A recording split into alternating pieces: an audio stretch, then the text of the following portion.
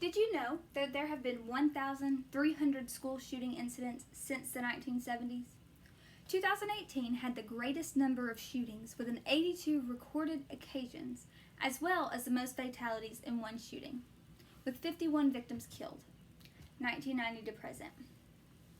From examining this continuous increase of mass school shootings, it is clear that strengthening school security is the most important to keeping our students and teachers safe. Today, we will discuss the severity of school shootings and provide solutions that schools should implement to better ensure the safety of our educators and the children they teach. First, we'll dive into the issue of school shootings that have occurred in the past and explain why school shootings happen. Then, in detail, options will be discussed on how to prevent school shootings with added school security. The first awakening of the seriousness of school shootings was the Columbine High School shooting. On April 20th, 1999, Columbine High School in Colorado was the target of 2 students.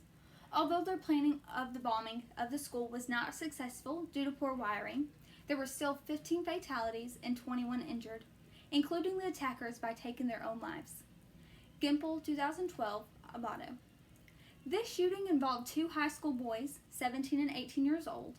After investigation, it was obvious that they had been planning this attack. There were school projects in which a video was made of killing bullies. There was writings and drawings in yearbooks foreshadowing this attack, as well as video footage of them at home when receiving the guns and making the bombs. Students even stated that they had made comments about violent actions, but everyone just shrugged it off and no one went and told. Another devastating account being the Sandy Hook shooting.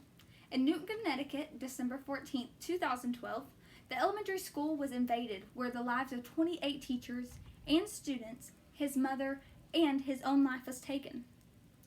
Owings, 2013, Abato. This is the second largest, deadliest mass shooting in the United States.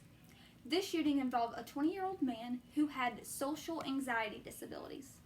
He had cut off all ties between everyone except his mother. He shot and killed his mother, who was sleeping the same morning, right before going to Sandy Hook. One of the biggest debates of today's society is why school shootings take place. Some places emphasize on gun control problems, while others believe it's due to the shooter's mental health. While both can be contributing to the issue, we seek for a solution to end violent behavior. The fact of the matter is, school shootings still happen, and we need to put in place the best way to keep safe. Behind both the Columbine and Sandy Hook shootings, there were many factors that could have prevented or lessened the fatality numbers. For example, in the Columbine shooting, when the intruders began its shooting, walking into the building of the lunchroom, the resource officer exchanged gunfire between one of the shooters. But due to protocol, he could not enter the building. He had to stand back and barricade the perimeter of the school. After the shooting, laws were changed the way of how officers respond to mass shootings. Now, they go to the sound of the gunshots and they get to the shooter as quickly as possible, even if that means walking past an injured person or someone who is dying. Gimple, 2012, Abato. As for the Sandy Hook shooting, if the custodian had not have been in the hallway during the time of the attack, there would have been a much higher devastating mortality rate. When the custodian realized what was going on, he went to the classrooms and locked doors because they were only locked from the outside. After the shooting, schools now have schools that can be locked from the inside. Owings, 2013, Abato. Although those are both benefiting ways that help add to school security, it does not end there. There are further ways we can take into the action of the better perfection of our schools, students, and educators. One way we can start is by arming teachers. Teachers are a student's bodyguard. When an intruder comes in, they are the shield that assures safety to their classroom. Having armed teachers can provide a faster method to stopping an active shooter, rather than hiding and hoping that kids stay quiet and the gunman passes by. It should be required that the teachers receive the proper training of how to operate a gun responsibly, as well as getting a concealed carry permit, NRA Explorer. In addition, They must complete a gun safety and firearm training each year and maintain an up-to-date certification. Self-defense is also another way a teacher can guarantee safety. Again, educators must complete a self-defense course each year with an up-to-date certification. By providing teachers with these opportunities, more lives can be saved in the case of an attack. Another way is including metal detectors, identity detectors, and baggage checks. This will help prevent the gunman from getting into the school easily. The goal would be to make it as hard as possible for an erratic person to get into the building. And if they do end up getting inside, it would have to make a scene or draw attention to the shooter. Metal detectors will help prevent violence used by weapons. These should be placed at every door that allows you to enter or exit the school building. Going along with this are baggage checks, which can make certain that there are no weapons or unwanted substances entering the building. This will detect if anyone who enters the building is carrying anything suspicious. Another way you can validate to keeping those who should not be in the school out is by using identity detectors. This can come in many fashions, for example, ID cards, fingerprinting, or a face scanner, all which should be to get in or out of the building. This will allow those only recognized in the building as well as keeping up with who is in the building and how many are in the building. Now that the outside is covered, let's focus on the precautions that need to be taken in the case that the shooter makes it inside the building. Most schools had the similar lockdown procedures, which includes staying in a far corner of the classroom, lights off, doors locked, windows covered, and doors barricaded.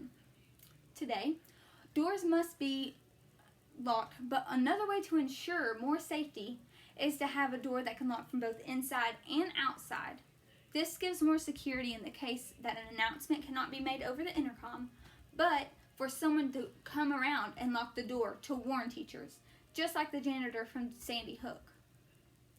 During my teaching observations, there was a man who, after getting out of jail, came to my hometown, where his parents had fled to stay away from him.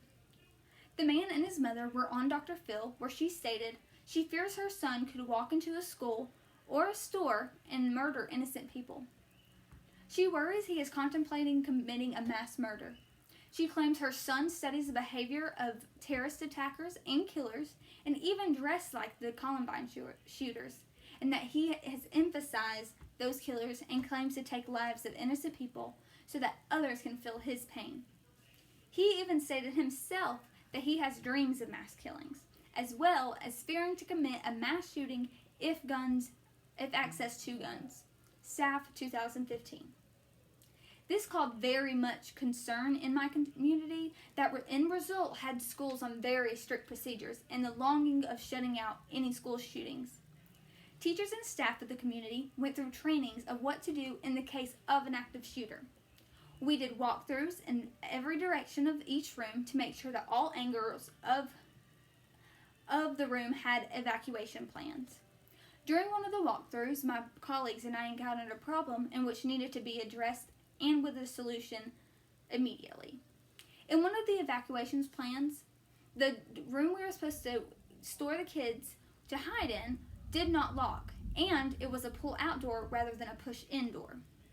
The issue with this is that if an active shooter goes to open that door, even if barricaded, the shooter can come in because the door pulls towards the gunman. We collaborated and came up with plan after plan, but nothing would stop this murderer from getting in and firing around the room. After some research and some reach-outs to professionals, the just-in-case universal in-swing and out-swing door, armed, was suggested. Just in case does not allow a door to open, even when the door is locked, or even if the door is compromised by gunfire. This allows for extra time for emergency personnel to arrive to the scene. Dominant safety. This was a perfect solution that helped not only the door that we needed it for, but also all doors in the school. This provided extra security for our students. An alternative route to help make sure added security is there is to prevent a shooting from even happening. All staff should be required to take a course over how to detect traits of a potential shooter. Squashcheck and Prothrino, 2019. This would help keep a close eye on every student, by more than one perspective. If there are any suspicions of a possible shooter, teachers and staff are mandated to report it. Once a report has been made, it will be taken a closer eye and even watched very carefully. On top of that, there should be a mandatory counseling session required for each student, teacher, and staff. This will also help identify and detect any suspicious behavior that might mimic a likely massive shooter. Lastly, having an updated floor plan is crucial in the event of a mass shooting occurring.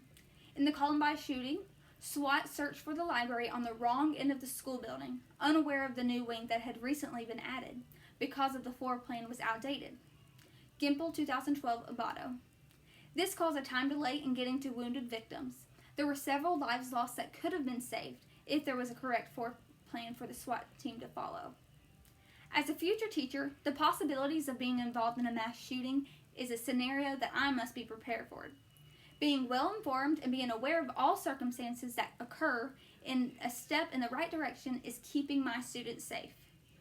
In summary, we can help diminish the skyrocketing rates of a mass shooting with additional school security by arming with teachers with required training and self-defense classes, having metal detectors and baggage checks, having appropriate door stops and open push doors, as well as detecting traits of a potential shooter and mandatory counseling sessions.